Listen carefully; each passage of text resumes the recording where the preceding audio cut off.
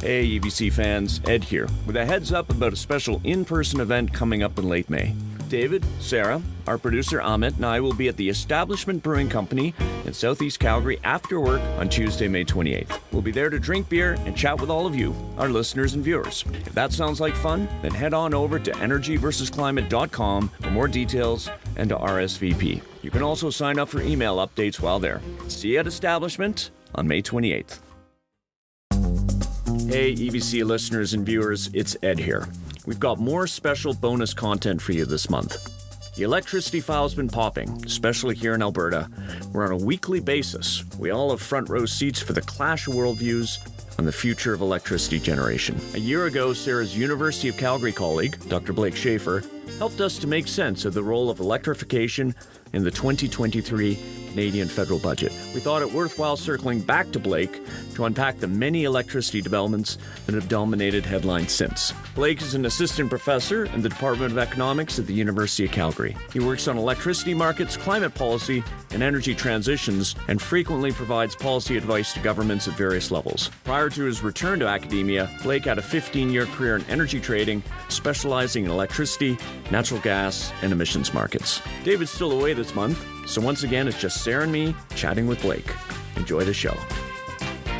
Blake, it's great to have you back on Energy versus Climate. So we talked to you almost a year ago to the day about the Canadian federal government's big bet on electrifying the Canadian economy in its 2023 budget. And as a reminder to listeners, the budget included a ton of new spending on things like grid decarbonization and 3 separate but overlapping tax credits for everything like wind and solar, electricity, storage projects, the manufacturing of storage equipment, to big transmission projects, and even money there for what we think is interprovincial trade of electricity. Now, all of us are sitting here today in Alberta, which at that time, a year ago, was leading the country in renewable electricity growth by about a country mile.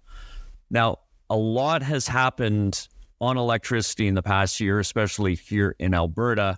Some of it was expected and some of it very unexpected. And perhaps at the top of the list of the unexpected category was the moratorium that the provincial government put on new renewable electricity development in early August. So do you mind just, for the listeners, explaining what was that moratorium? Why was it put in place? And then we can talk about the outcomes now that the process is winding up. It's funny when you said expected versus unexpected.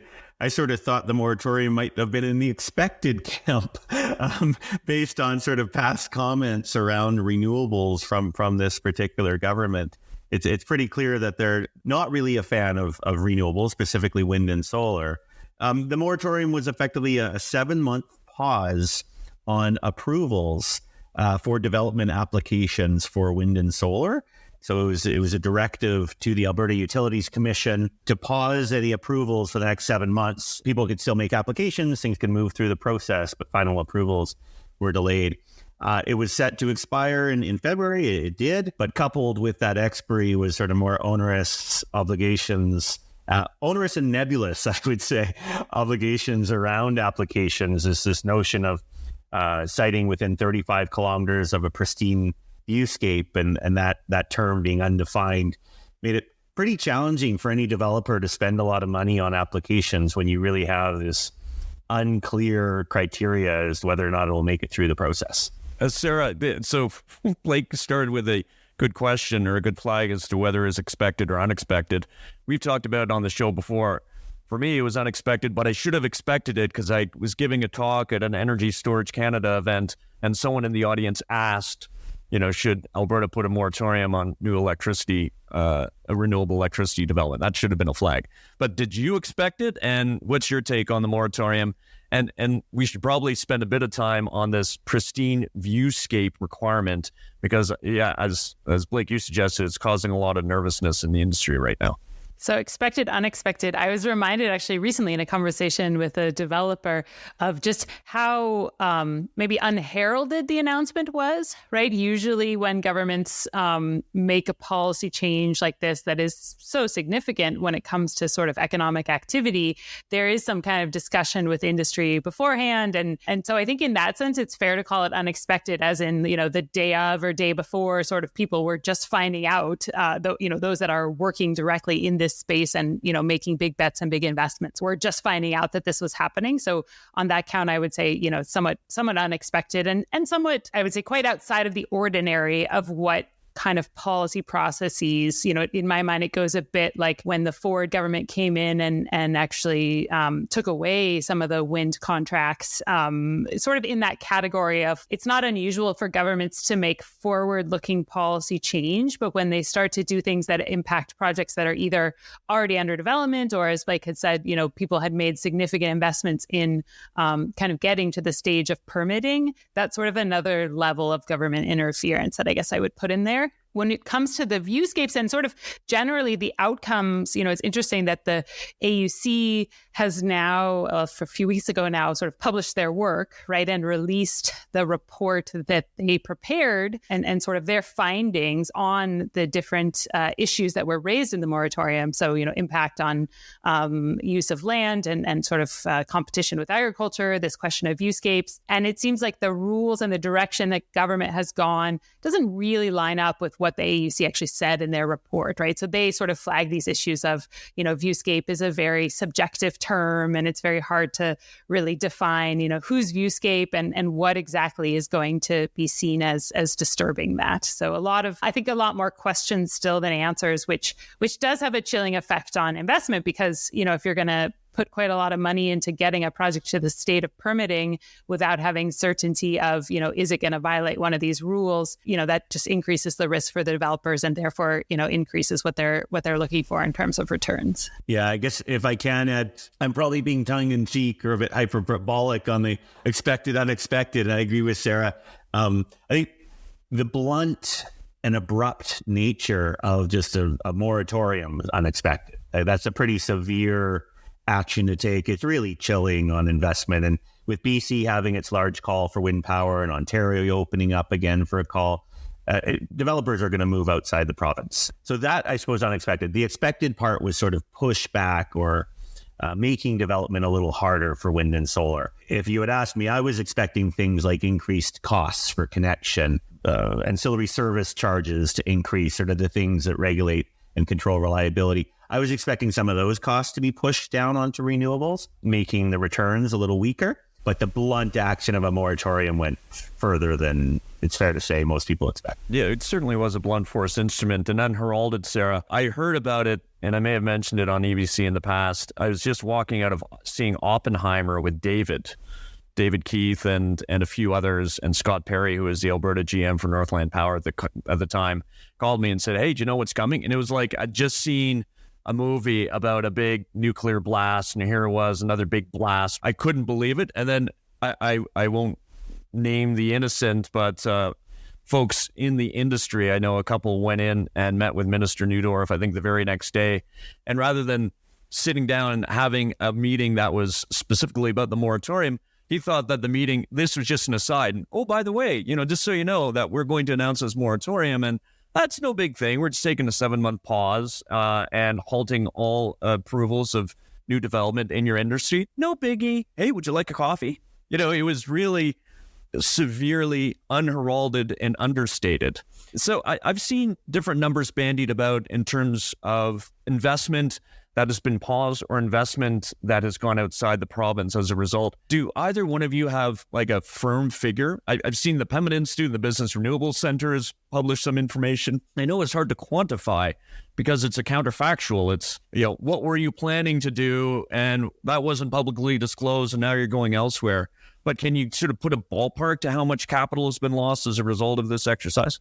Now, I don't have that number, but I would agree that, everything that was in the queue that would be an overstatement, because everything in the queue to get potentially built never does actually get built. But the number's not zero. It's clear that there's going to be investment moving away from this province because there's better opportunities and clearer opportunities elsewhere right now. And then just sort of teasing apart the genuine concerns versus what we might call sort of ideological biases. The Premier, by the way, going back to the expected versus unexpected, and you mentioned it, Blake, was very clear about her thoughts on renewables for a long time.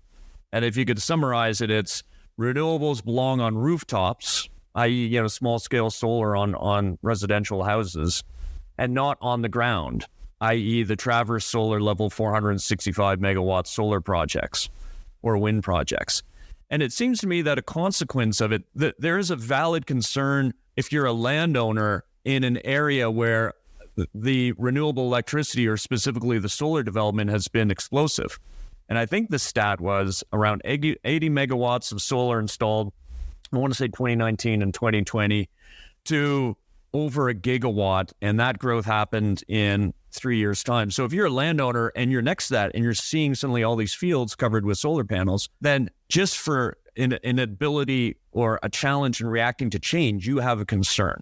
So that concern to me seems valid, but love to get both of you, your take on it. I guess one of the comments I would make, and sort of some of the hypocrisy that we've seen relative to, for example, oil and gas developments on those things like landowner rights and reclamation costs, which were one of the highly touted areas. So who pays for cleanup? The big difference here on wind and solar development versus, say, oil and gas is it's up to the landowner. You're not going to be forced to develop a solar farm on your acreage if you don't want to. If you're worried about who's going to pay the tab 20 years from now and cleaning up the panels, you can demand a bond. So all of those things are in the control of the landowner, whereas in oil and gas, subsurface rights can be acquired and access can be effectively forced onto the surface rights owner. So reclamation is a real issue there, where the landowner doesn't have control over cleanup and development. So I think it's really important to remind viewers of that difference here when we're talking about renewable development. If you don't like what your neighbor is building, that's a challenge that we always face.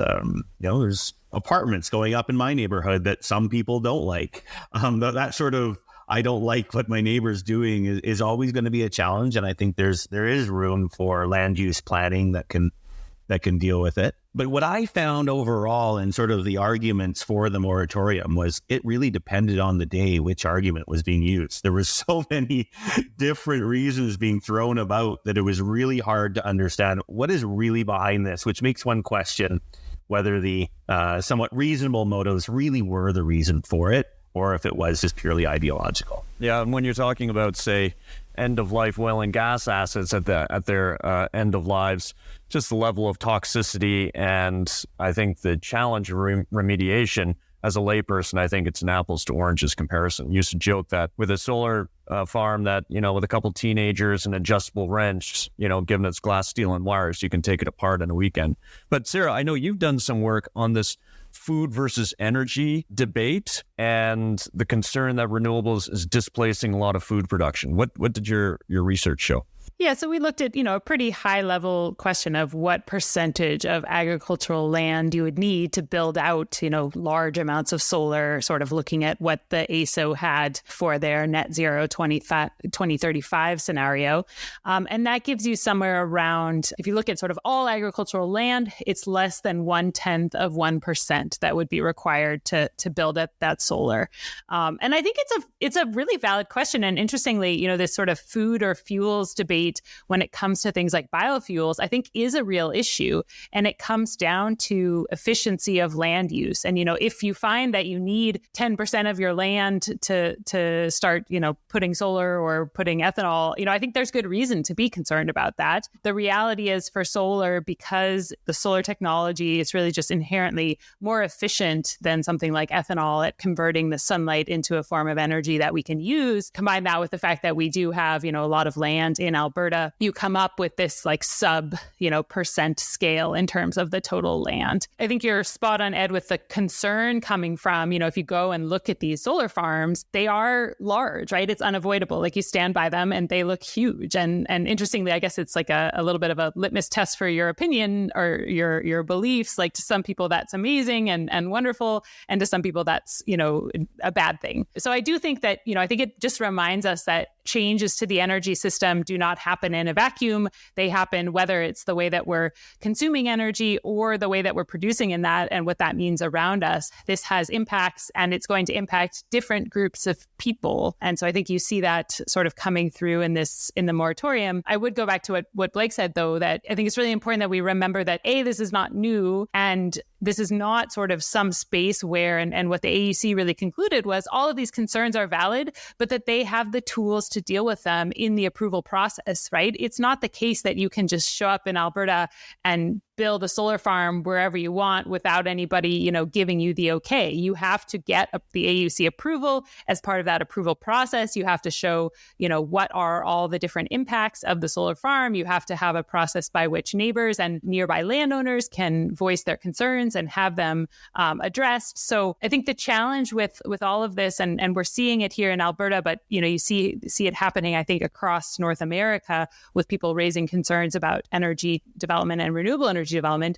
is that all energy development has impacts, and we've got to figure out how to develop energy that has the least amount of impacts and how to manage those impacts in the best way. But what we want to avoid doing, which is what I think happened in this case, is sort of cherry picking specifically renewables to apply some sort of incredibly hard standard that we're not applying to any other forms of energy development. That's I was saying throughout in all the interviews I did at the time, the moratorium wasn't necessary. There was tools in place to deal with all of these issues and have them voiced and heard. And so it seems like the only point of it was to send a chilling message to developers and investors in the space. You're not really wanted here. Sure. And as big red beat to the base as well. Interesting, it wasn't a promise made in the election, but you look at the folks who made Danielle Smith leader and the UCP leadership party, and I think a lot of them would be sympathetic to this moratorium. And you're right, there's nothing to say you can't walk and chew gum at the same time and figure out these projects while still having things going through the regulatory queue. And last point, I will say, Sarah, when you stand in one of these farms, as I have at Traverse, and you look to the horizon line and you see nothing but solar panels, it really is, it's almost incredible. And it's hard to believe that you're actually seeing this. I liken it to standing on the cusp of an oil sands mine or the Grand Canyon, where it's so vast, it's just overwhelming. It's like, wow, this is really real what I'm seeing. Now, let's switch topics. Let's talk about the clean electricity regulations. Blake, I'd love to turn back to you. In the time since we last had you on the show, we've had drafts and redrafts. And if I could summarize it, I would say certain provinces complained and the feds listened to a degree. Is that a good one-line summary of what's happened the last year? They were pretty vague on specifics of just, some of the really important parameters of, just how much have you moved in that direction. But they certainly discussed changes to their methodology that would make the rules a little bit more flexible. I found the original rules far too prescriptive. And so they moved in a way of more flexibility, but almost predictably, nothing was enough for the government of Alberta. I think on the day they announced it, they said, still, this isn't good enough, even though what they announced was so vague. One interpretation, if you extended it, would have been like, yeah, we can certainly live with this, but it didn't matter. Any revision wasn't going to be enough. Yeah. Any highlights stand out for you, Sarah? Yeah, I think, and maybe this is a little bit of a foreshadowing of the future. And Blake and I have, I think ongoing discussions, debates about the need for something like CER. And this value of sort of like knowing where we're going, I think is important, whether or not it actually becomes binding in the end, or if it's just sort of setting up the utility operator to say, I need to be able to plan for what's coming. Because I think we have examples already in Alberta where there was a failure to plan for the amount of renewables that got built, and that's put us on, scrambling sort of on the back foot. What became of the end of life provision for gas plants? And so during the first draft or initial discussions, I was quite surprised, as were other renewable electricity insiders at least, to see that if you had manage to get a natural gas-fired electricity plant, let's say combined cycle natural gas, permitted by December 31st, 2024, so the end of this year, it could operate unabated still for 20 years. So the CER was going to, try to come into a force and knock down the carbon intensity of electricity, but you could have these gas assets running unabated with no capture until 2045. What happened with the latest redraft? That's one of those ones where the parameters were kind of vague from the federal government. They discussed extending it, going further than the 20 years, but they didn't put a new time estimate on it. I mean, that's one thing where, I would be probably on opposite sides of the debate with perhaps both of you. I do think we need that. I think it should be longer. I'm not so concerned about gas plants running unabated because we have a carbon price. If you want to run unabated, and we're getting up to $170 a ton, that's a really big marginal cost for a gas plant. You've got a big disincentive to run that. So if you're running it, it says we need it. It says we need it badly. I do think we want that. We want the envelope of being capable of using these gas plants for flexibility.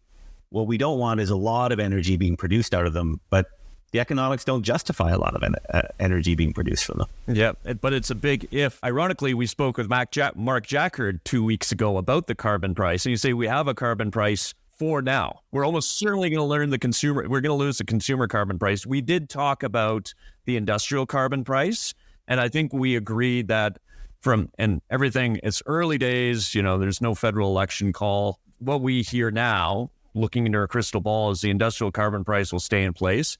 But I think the odds of it going up to $170 per ton are quite long at this point. Perhaps, although you have a lot of people in industry making investment predicated on that.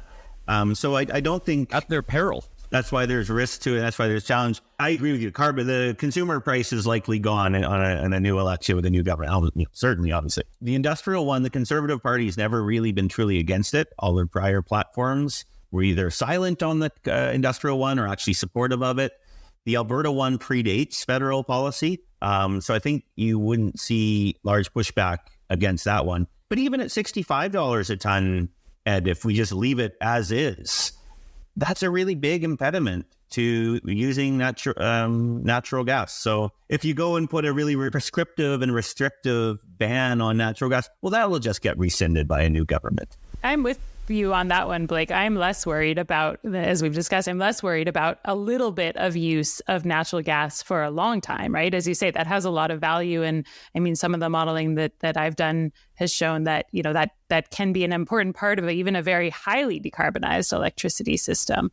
I think it's about making sure that you are enabling the renewables that can contribute to come online and not putting up barriers, whether direct barriers that we just talked about or indirect barriers through lack of, transmission connection opportunities. That's really where I see the CR being quite important. And then once you do that, and once you have those renewables, then you're definitely not going to run those gas plants when you have an alternative. So it's a question of, we want to end up in the same spot, Ed, in terms of that decarbonization of the electricity sector. But I think that you can, at this point and at sort of the relative prices for these different generation, you can do that much better by making sure that you have an open runway for what you do want to build, rather than necessarily saying, you absolutely have these very prescriptive regulations on natural gas gen. Sure, and I agree. A little bit of gas run for a long time still adds up to a little bit of gas. But if it's completely unabated and it starts as a little bit, what actually prevents it from not encroaching and becoming a lot of gas running unabated for a long time? Cheaper alternatives prevent that.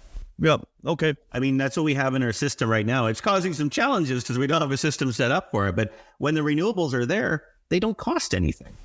We've got a provincial government that has just put up massive barriers to new renewable electricity development, including this, as we said, this nebulous term of viewscape.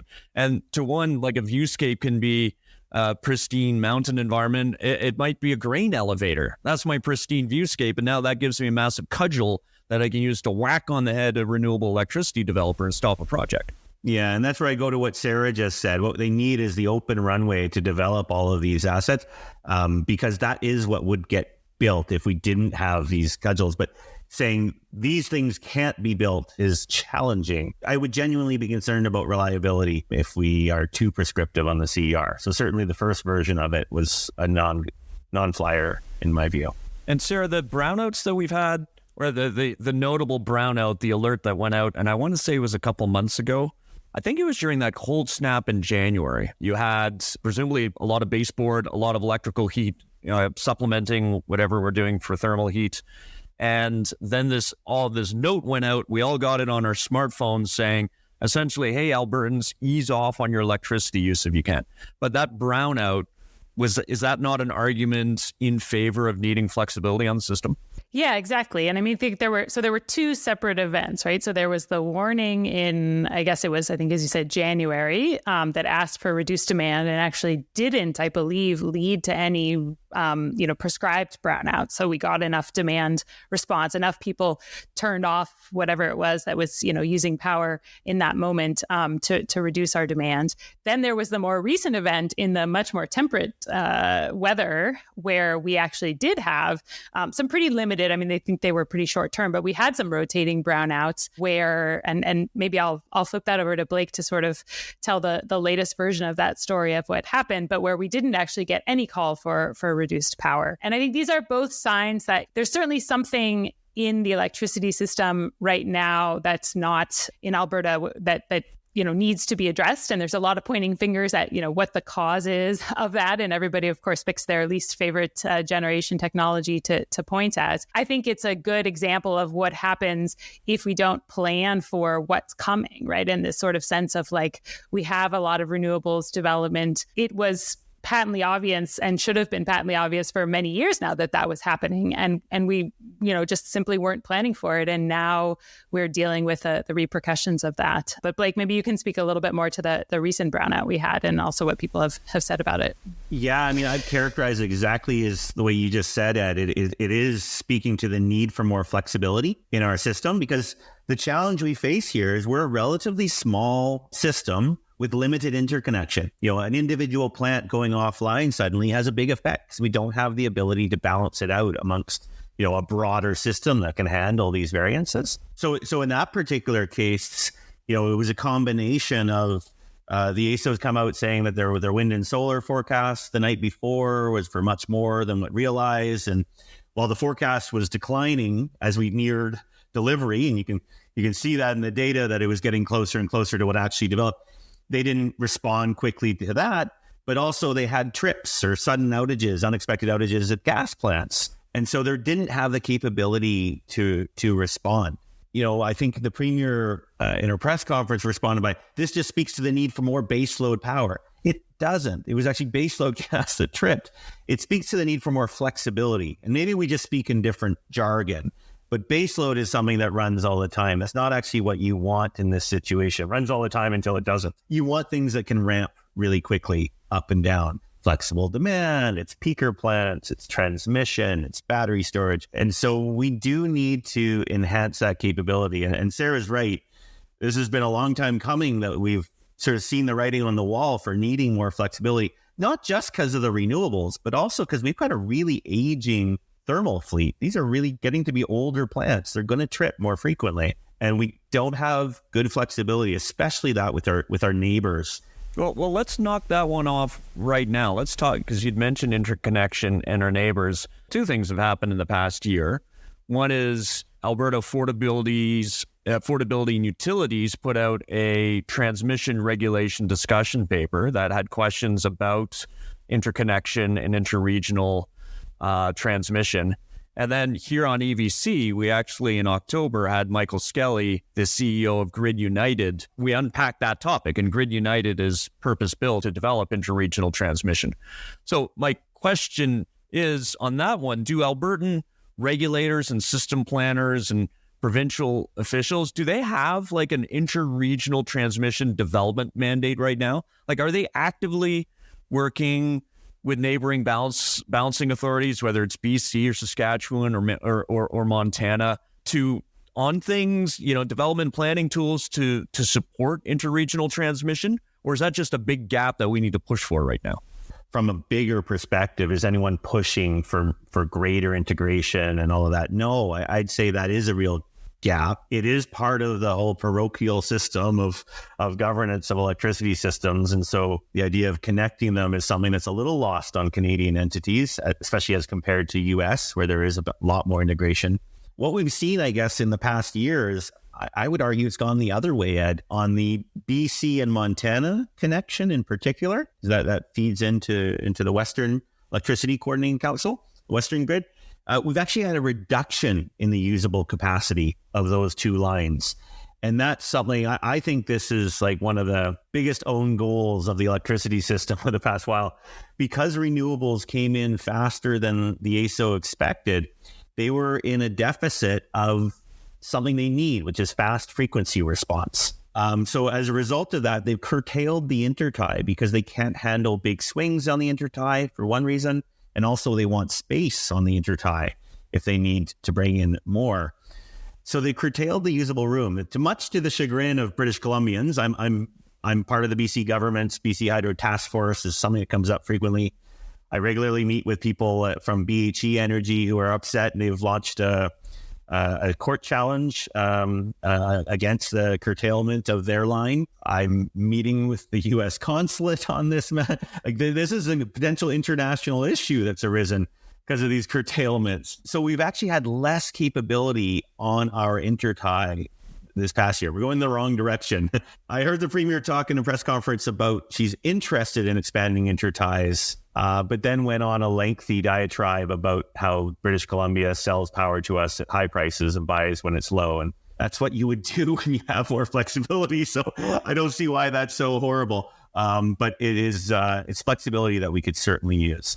On the intertie topic, I think there's a couple of really interesting papers that have come out recently looking at sort of maybe a little bit of some of the why behind this stuff. I mean, not so much the fast frequency response issue necessarily directly in the Alberta case, but one by Catherine Hausman out of the States looking at sort of the real costs of the congestion that we've had on the transmission line in terms of cost to electricity system consumers. And basically, that was the case for, she looked at a specific example down in the States, but I think a lot of the findings would translate that having these constrained transmission systems leads to real costs for consumers, as in electricity prices and electricity costs are higher than they would be otherwise if you had this ability to sell power. Even if you're going to be sold it when things are a bit more expensive, it's still more efficient overall. And Ari Pesco, also out of the States, has a similarly interesting paper looking at sort of idea of where this comes from and the ability of incumbent industry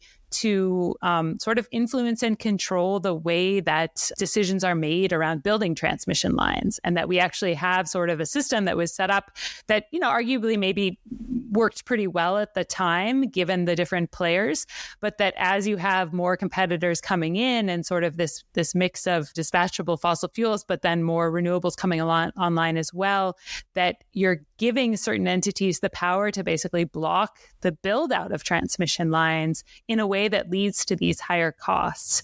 And so I find that quite interesting that this conversation is moving forward, because I think we've heard for a while like, oh, well, we should have transmission lines, we should have them, and then we don't end up having more of them built. But what I think that, some of Ari Pesco's work and others is sort of starting to say, well, let's look at the reasons for this in terms of how are we actually making these decisions? Who stands to gain? I'm going to sound like a conspiracy theorist here, but who stands to gain by not having these transmission lines built? And are they really the ones that are being given the power to basically block them from happening? And to some extent, that is the case, right? And so, but I have some hope that if we sort of maybe uncover that and start to understand that a bit more, we can find ways to make progress, either by shining a light on that issue or having more realistic discussions of, there are going to be winners and losers if we build out transmission between Alberta and BC. Overall, we will all win. There will be more money on the table to play with, but individual parties will lose. And so maybe we need to have a more pragmatic conversation about compensating some of those losers with some of the savings that are available in order to kind of break this logjam of,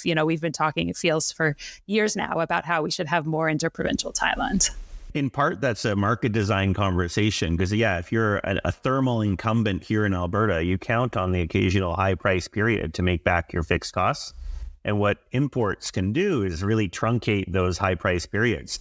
And so if you're banking on that and then you're talking about a development that's going to limit the number of hours that occurs, of course you're going to push back on that. So they need to, like you said, whether it's compensation or a different market design structure that gives them the comfort that they'll earn back their investment even with more imports. That's important. The other thing on interties, Ed, that I don't think gets enough attention, and Sarah and I wrote on this a while ago, but people often think of them like they think of pipelines, delivering power from A to B. They're bidirectional and really bidirectional. Like you can swing from hour to hour.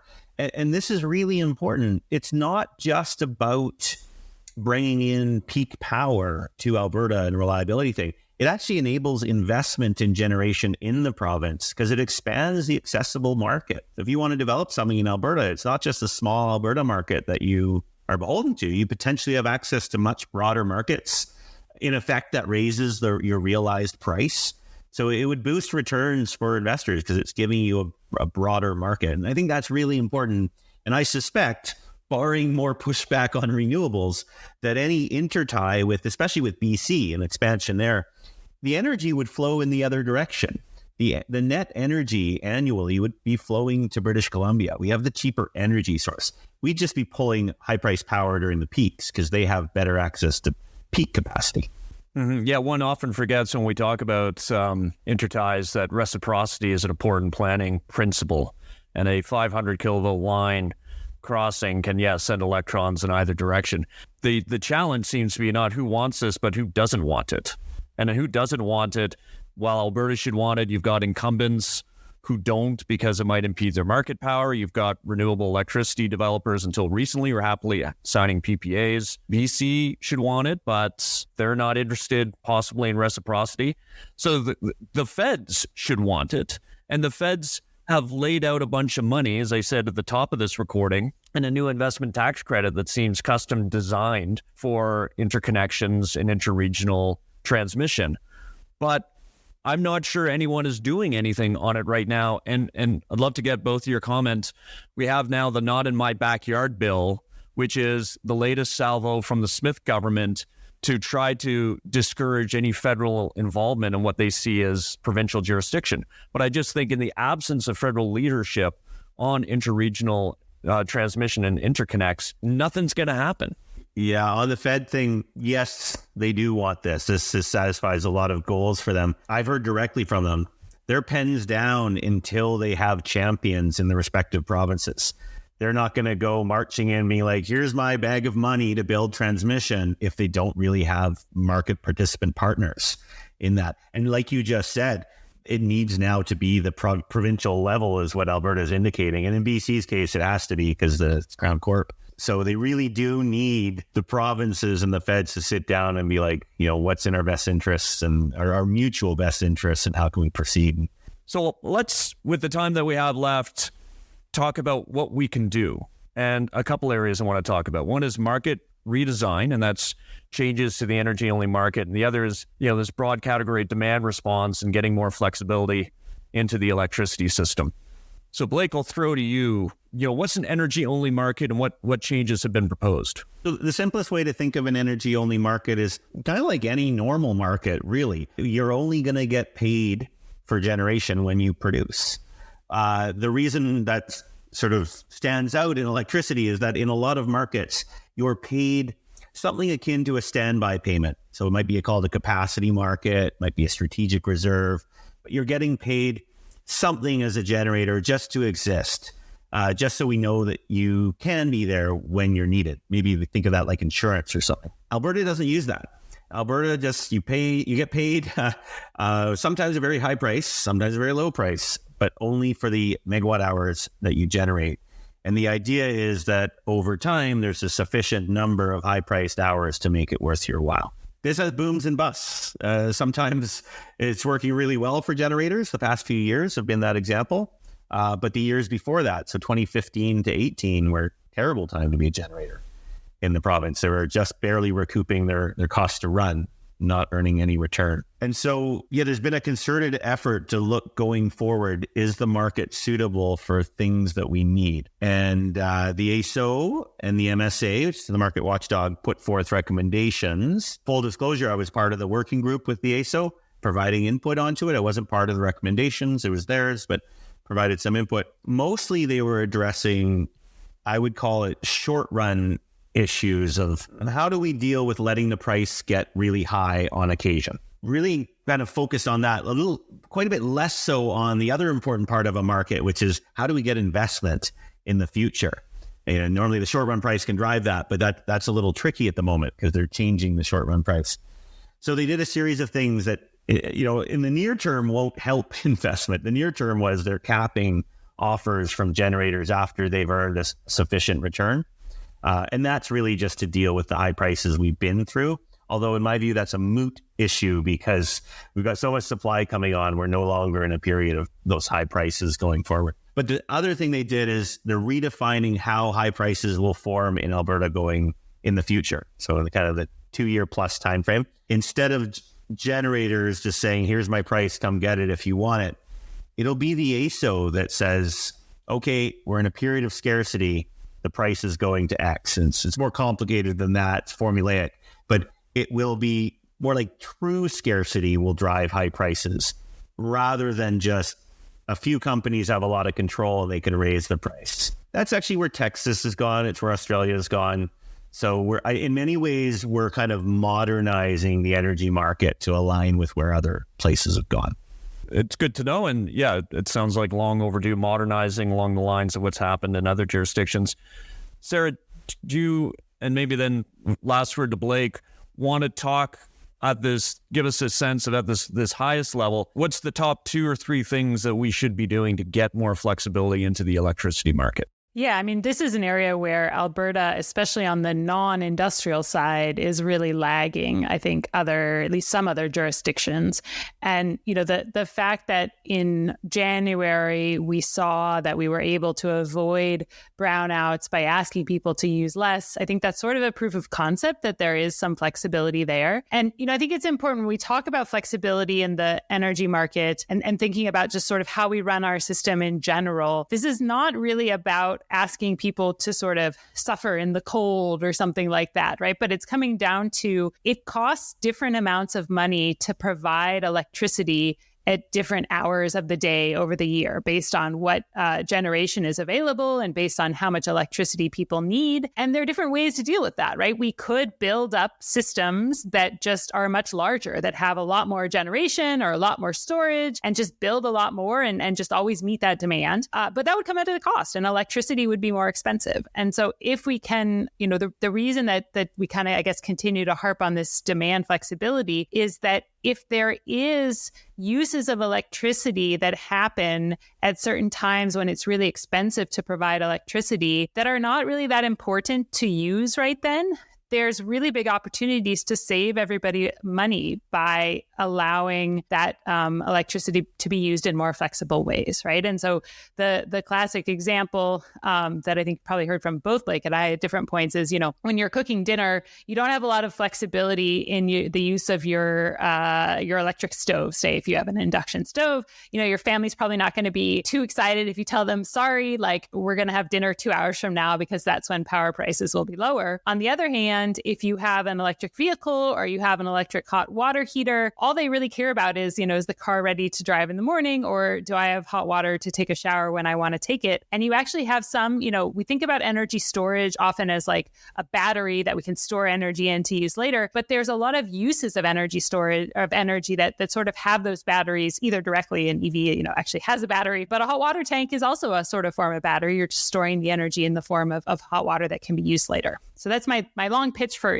why demand response is sort of valuable and it matters. But what comes down to now is that in Alberta, we just don't really have the structure and rules in place to actually compensate people for using less energy or shifting their energy uses to times when it's cheaper to meet, other than in this emergency way of saying, hey, there's an alert, turn off your power. Or if you're, really into like checking the ETS, you can see when prices are high and be like a really good Albertan citizen and not use your electricity as that time. But actually right now we have certain rules that push us the other way. So if you have rooftop solar, you have an incentive to use that solar when it's generating. And that could be times when the system would need it more. And so this all becomes much more important though now when you do have more variable generation in the form of renewables on your grid, because you tend to get these times when it's either much more expensive or much cheaper to meet electricity demand. And so maybe I'll turn over to Blake to talk about how we create rules to actually make that possible.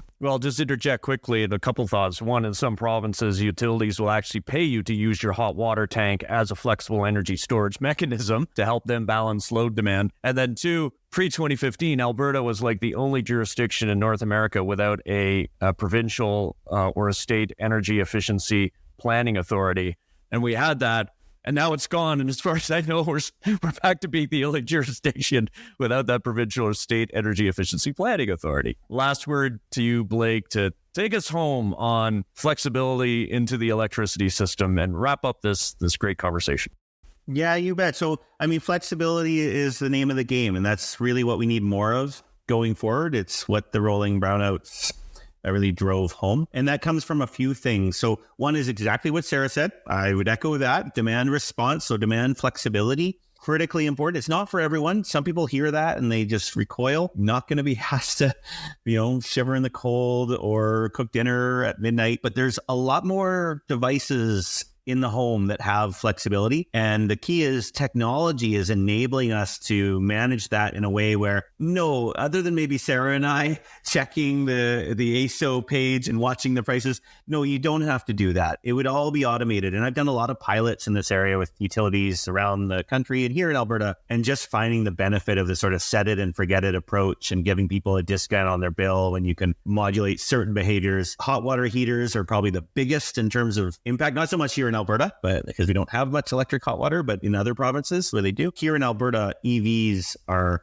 a substantial shifter. So with NMAX, we found giving them a 3.5 cent discount on overnight charging led to about over 80% of charging happening in the off-peak. So people are really responsive to small savings because they're very flexible. So demand response. The second one would be transmission. We had a great conversation about the barriers and impediments and that incumbent obstacle that needs to be overcome. It will require government involvement and multi-government involvement, which in this day and age seems like a very challenging obstacle to overcome, but there's a lot of benefits to many to have that. So I think that's a key one. And the last one I'd say on this market redesign, long overdue, some good steps in the right direction. Having prices, it's important to have hourly prices that do swing pretty broadly, because that is what's sending the signal for flexibility. So you want that, and then you want an overlay that keeps the average price, which is what consumers ultimately pay, to be something moderate. So that was in that proposal that I had written, was this element of forward contracting with load entities. So you get the average prices moderate, but you send the strong signals to shift consumption and supply to the right times. We're moving in that direction, which is promising to see. Well, you heard it here on EvC First, folks. The recipe that we need: demand reflects flexibility, transmission with multi-jurisdictional government involvement, and market redesign with hourly prices that swing broadly to send that signal for flexibility. Thanks to you both. Thanks, and especially Blake, for joining Sarah and me on this bonus episode of Energy versus Climate. Thanks, Ed. It was great to be back. Thanks for listening to Energy versus Climate. The show is created by David Keith, Sarah Hastings-Simon, and me, Ed Whittingham, and produced by Amit Tandon with help from Crystal Hickey, Serena Gibson, and Talia Granow. Our title and show music is The Wind Up by Brian Lips.